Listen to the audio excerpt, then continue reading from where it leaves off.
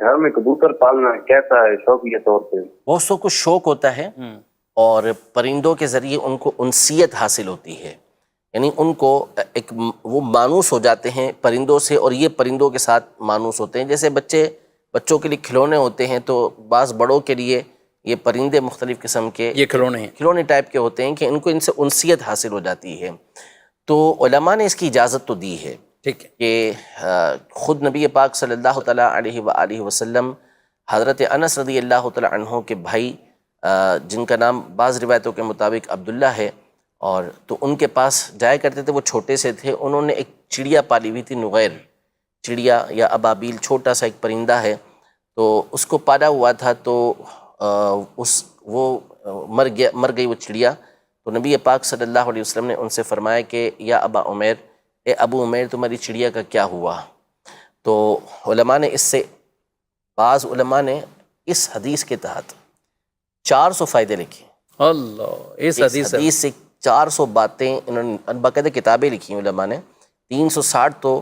ایک کتاب ہے پوری مشتمل اس پر، اور پھر اس کے بعد حافظ ابن حجر عسقلانی رحمۃ اللہ تعالی نے فتح الباری کے اندر مزید 40 فوائد ذکر کر کے 400 کے فائدے ذکر کیے ہیں۔ اس میں سے ایک یہ بھی ہے کہ گھروں کے اندر پرندوں کو پالنا یہ بھی جائز ہے، لیکن ظاہر ہے کہ اس کے کچھ ضوابط ہیں کہ کس صورت میں آپ یہ پرندے پال سکتے ہیں۔ ایک تو یہ کہ وہ پرندہ جس کو آپ پال رہے ہیں اس کا بھرپور خیال رکھنا ہے، کھانے پینے کا، کیونکہ ظاہر ہے کہ وہ پرندہ آپ سے گفتگو تو کرے گا نہیں، وہ کھانا مانگے گا نہیں، تو آپ کو بار بار اسے کھانا پیش کرنا، اور یہ بڑا مشکل مرحلہ ہوتا ہے، یہ آسان کام نہیں ہوتا کہ بار بار ان کو کھانا پینا پیش کرنا، کیونکہ ان کی کوئی روٹین تو ایسی ہوتی نہیں ہے کہ ناشتہ کریں گے تو دوپہر کا کھانا اور رات کا کھانا کھائیں گے، وہ تو ظاہر ہے کہ جانور ہے، اس کا کام ہی کھانا پینا ہے۔ ایک تو یہ، دوسرا یہ کہ پھر جو کبوتر بالخصوص ہے، جس کو کبوتر بازی کہتے ہیں، اس میں جس طرح کی خرافات اور بعض اوقات حرام کام ہمارے یہاں ہو رہے ہوتے ہیں، اس کی بنیاد پر تو کسی صورت بھی اس طرح کبوتر پالنے کی اجازت ہی نہیں ہے۔ مثال کے طور پہ خود کبوتر کے حوالے سے دیکھیں تو انہوں نے چھتریاں بنائی ہوئی ہوتی ہیں چھتوں کے اوپر، اور جیسے ہی وہ کبوتر اڑائیں گے کبوتر کو، جیسے کبوتر بیٹھنے لگے گا پھر اس کو پیچھے نیچے سے بانس کے آگے جو ہے وہ لوہے کی کوئی چیز لگائی ہوئی ہوگی، اس سے پھر اسے اڑا دیں گے، نیچے نہیں آنے بیٹھنے نہیں دیتے نیچے اس کو۔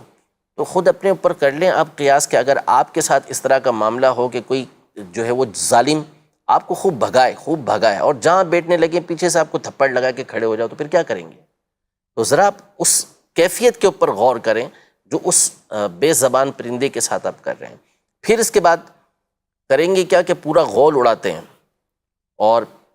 وہ اپنا غول اڑائے گا، دوسرا یہ اپنا غول اڑائیں گے، اور دونوں ملیں گے آپس میں۔ اب بعض اوقات اس کا کبوتر یہاں یہ والے کبوتر لے کر آ جائیں گے، یا اس کا کبوتر وہ لے کر چلا جائے گا، تو یوں ایک دوسرے کے کبوتروں کے اوپر بھی قبضہ کر لیتے ہیں۔ یہ ظالمانہ کام ہے اور غصب ہے، اور یہ حرام ہے جو ان کے پاس دوسرے کا پرندہ یہ آیا ہے۔ پھر اس کے بعد بعض اوقات کنکریاں مارتے ہیں، پتھر، تو کسی کے گھر پہ جا کے لگ جائے، شیشہ ٹوٹ جائے، ایسے واقعات بھی ہوتے ہیں۔ پھر عام طور پہ یہ جو کام ہوتے ہیں یہ ان علاقوں کے اندر ہوتے ہیں کہ جہاں یوں کہہ لیں کہ جو متوسط قسم کے لوگ رہتے ہیں، امیر لوگوں کے عام طور پہ یہ چونچلے نہیں ہوتے، ان کے دوسرے ہی کام ہوتے ہیں، تو یہ متوسط طبقہ عام طور پہ اس طرح کا کام کر رہا ہوتا ہے، تو ان کے گھروں کی چھتیں عام طور پہ ایسی ہوتی ہیں کہ برابر میں دوسرا گھر نظر آ رہا ہوتا ہے، صحیح، گھر کھلا ہوا ہوتا ہے، تو بسا اوقات یہ اوپر چڑھتے ہیں، تو پھر بد نظری بھی اس کے اندر ہو رہی ہوتی ہے، بے پردگی بھی اس کے اندر ہو رہی ہوتی ہے۔ تو ان تمام امور سے بچنا یہ بہت مشکل کام ہے۔ تو اگر ان تمام چیزوں کی پابندی کرتا ہے، جیسے مثال کے طور پہ طوطا وغیرہ پالتے ہیں گھر کے اندر، تو پھر اس کو